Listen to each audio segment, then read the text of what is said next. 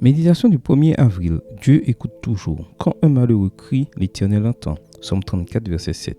La communication est en crise. Nous vivons une époque où beaucoup de gens ont quelque chose à dire, mais presque personne ne sait ou ne veut écouter. Nous parlons pour contester, pour avoir le dernier mot, pour qu'on nous obéisse, mais nous ne conversons pas. Converser implique 50% de parole et 50% d'écoute pour les deux parties. Nous ne sommes pas bons pour l'écoute. Tout le monde a quelque chose à dire, à suggérer ou à déplorer. Et ce besoin d'exprimer ses idées et ses opinions nous empêche d'écouter les autres. Nous ne voyons que nous-mêmes. Conditionnés par ces mauvaises expériences de communication, peu de gens trouvent intéressante l'idée de parler à Dieu par le moyen de la prière. Ils supposent qu'il est bien trop parfait et bien trop sage pour écouter des êtres humains simples et ordinaires. D'autres ne crient à Dieu que lorsqu'ils se trouvent en difficulté. Leur prière est plutôt une réaction. Il est probable qu'ils ne sachent même pas à qui ils adressent leurs plaintes. Ou peut-être ne sont-ils pas sûrs que quelqu'un dans le ciel les écoute. Voilà pourquoi ce témoignage du psalmiste est si pertinent. L'Éternel entend. En substance, il nous dit, moi non plus, je n'ai rien à faire valoir devant Dieu. Je ne suis pas grand-chose, mais le Seigneur m'a écouté. S'il l'a fait pour moi, il le fera sûrement pour vous. Si vous vous adressez à lui dans la prière, savez-vous pourquoi? Parce que les oreilles de Dieu sont ouvertes à nos prières. Voir 1 Pierre 3, verset 12.